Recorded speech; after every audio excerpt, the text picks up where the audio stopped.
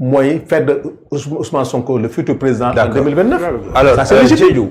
Par rapport à cette question finalement li ñu bëgg a laaj mooy comment sortir de l'ornière. Merci pour encore la question. Et la meilleure façon pour génn ci on peut dire ce bruit parce que man considère ma affaire bi comme étant un problème, c'est d'écouter la parole aux Sénégalais. déglu naa Diop, déglu naa les préoccupations de Thiam, déglu naa les critiques yoo xam ne même su fekkee daf ma favorable de Charles, mais c'est le sentiment de 15 à 17 millions de Sénégalais. jamono par parloo weesu na bu yàgg ci période opposition on pourrait se permettre, mais actuellement on détient ce qui nous appartient pas. Sénégalais ko moom.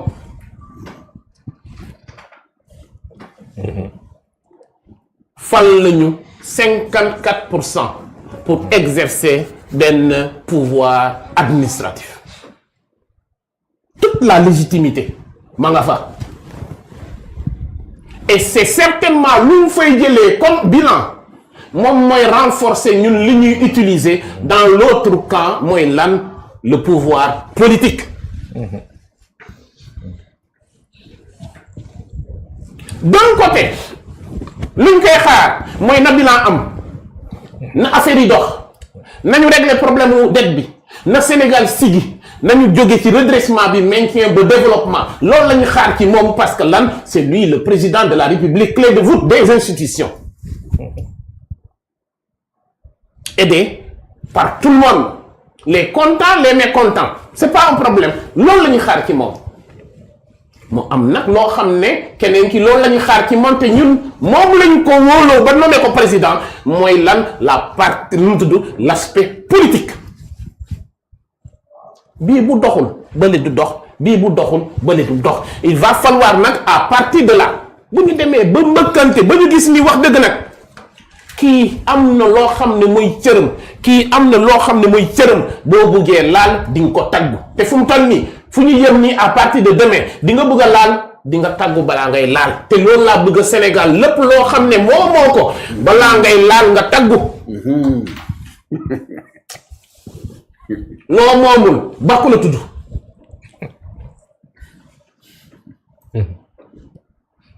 non moo amee am na loo xam ne politique ko moom. boo koy waaj a laal da nga koy taggu. am na loo xam ne pouvoir ko moom boo ko war a laal da nga koy taggu. Le Sénégal nous appartient et il faut écouter tout le monde.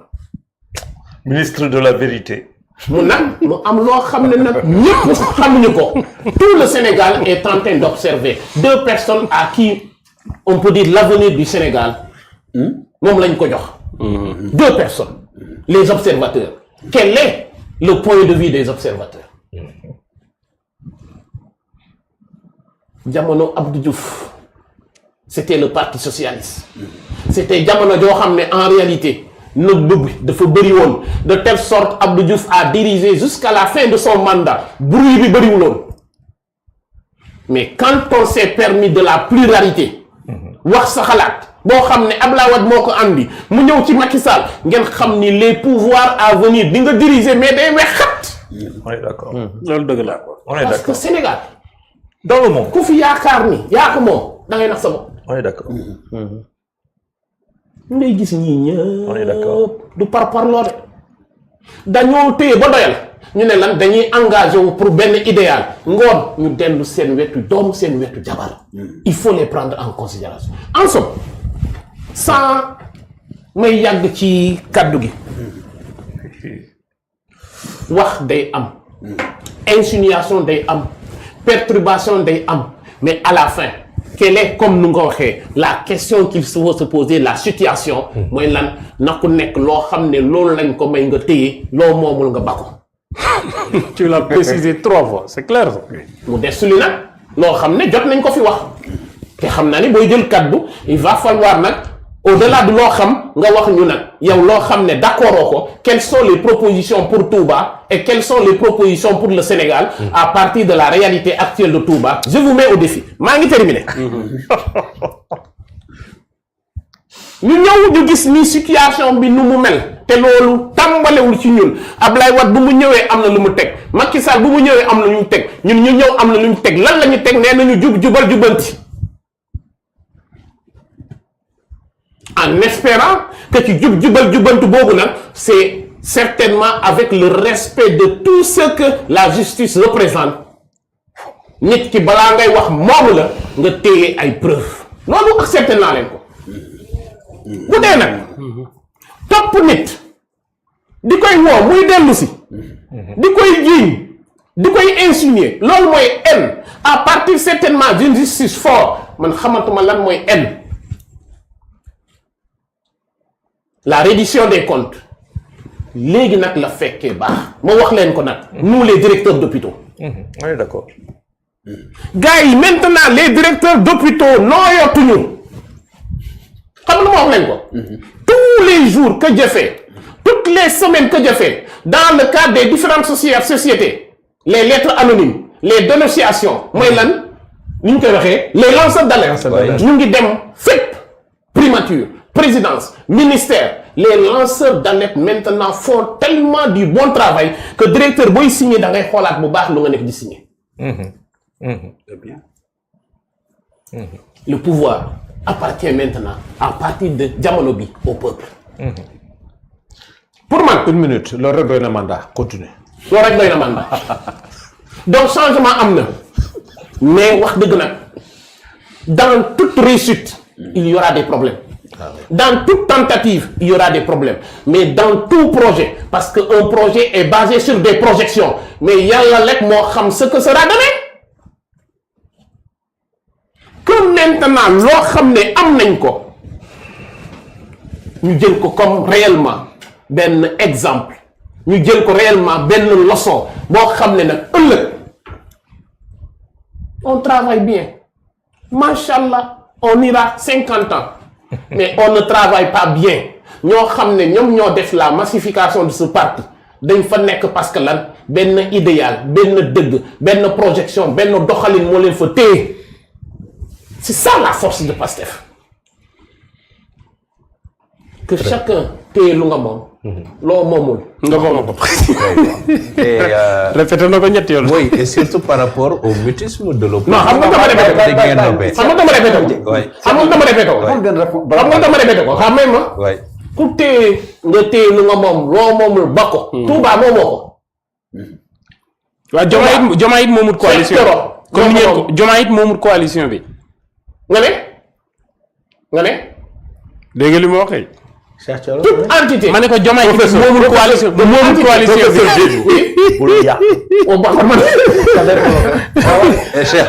par rapport au défi qu'ils attendent de vous. C'est une proposition énorme. On va prendre au-delà même de Touba, ça pour le Sénégal. C'est l'opposition aussi tamit yéen da ngeen am.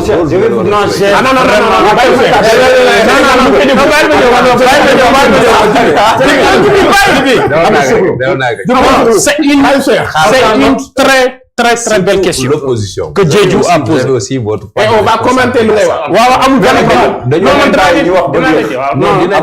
dañuy may déglu rek ma développé. D'abord dans un premier temps. damay dellu soit ci affaire dette cachée. tuuti benn une minute. pour répondre tonton Salo. L'histoire de dette cachée du Sénégal n'existe que dans la tête de monsieur Ousmane Sonko. D'accord. Ça n'existe pas. D'accord. Il n'y a aucun rapport dans le monde, dans les institutions financières, que ça soit FMI, Banque mondiale, ni la BCEAO, ni la CEMAC, wala ci suñu organes yi ñu bind ci réew mi bu prononcer dette cachée du Sénégal, ça n'existe nulle part. Que dans la tête de monsieur Ousmane Sonko une fois de plus. Et gis ngeen catastrophe bi mu ñu indil. Sénégal est sous perfusion de la Côte d'Ivoire. D'accord, ok. Tey dematoo leen lebi Banque mondiale mais yéen a ngi leb ay marché fii ba mu am ay créanciers ay Ivoiriens yoo xam ne dañuy wër adduna bi di dem ci ay arab di abbi xaalis di ñëw di ko lebal Sénégal di ci am ay taux. fi ngeen ñu yóbbu c'est une catastrophe. Voilà su ma ñëwee ci li nga laaj ci proposition ban lay defal waa Touba. ma bind léegi ñu déglu la déglu baax li ma lay wax. Touba xam nga lan lañ gën a soxla. Les droits et lois qui est régi dans la constitution du Sénégal. Non da nga maa posé question. fi mu dugg la yéen a ma laaj déglu ko. xalamu de da nga ma laaj. day xalamu de je bu jàpp xalamu de. yéen a ma laaj yéen a ma laaj. waaw ñu ngi lay déglu. yéen a ma laaj. teggil déglu baax na ce que je propose. man pour Touba. ce que Touba a besoin primordialement. c'est d'être dans la République du Sénégal. D'accord. Ok. Allez-y. Non, ne vous inquiétez pas. C'est prescrit dans la Constitution du Sénégal. Chaque Sénégalais né sur le temps dit territoire doit être enroulé dans les droits et les lois du Sénégal. Touba loolu la citoyen Touba soxla d'abord. loolu lañ leen di xaar noo leen ci ñëwee benn bi ci des kaw inondation Touba tooguma rek ci plateau di ko wax dëkkuma rek Touba di ko dund daf maa jaral may yor sama passeport yor ay billets di wër àdduna bi bépp réew ci àdduna bi bu am dëkk bu am particularité bi Touba am damay dagg sama billet di fa dem. C'est normal. di xam ne amoon nañoo ñoom même jafe-jafe yi y a 40 ans ci ginnaaw nan la ñu def ba ñoom génn fa daf maa jaral ma dem ba Vatican mu nekk ci réew démocratie am titre foncier mu jaral ma dem ba Monaco mu nekk ci réew mu am démocratie am titre foncier mu jaral ma dem ba Malaisie boo demee Malaisie am na ville bu fa nekk boo xam ne mook Touba ñoo yem c'est à 230 kilomètres de Kuala Lumpur xam nga comprendre nga li may expliqué. jar na ma dagg bee dem ba Ceuta au Maroc dans l'enclave du Maroc il y a 2 villes espagnoles yoo xam ne ay titres fonciers espagnols muy Ceuta ak Melilla. xam nga comprendre nga li may expliqué. di xool ñoom nan la ñu def ba seen titre foncier yooyu nekk un plus-value pas lu leen di xañ seen i àq ak seen yelleef waaye réew yooyu état yi ñoo def ay efforts mais. plus particulièrement bi gën a niroog Touba ci monde bi mooy Terengganu bi ma lay wax te mu nekk Malaisie. Malaisie est une république sultana mais système sultana boo xam ne dafa ànd ak constitution la. Terengganu nekk ci biir Malaisie nekk une ville de 5 millions d'habitants ñuy dund confrérie l'islam mu mel ni Touba mu am titre foncier mais fexe nañu ba ki nekk Terengganu dundam moo gën a ñor.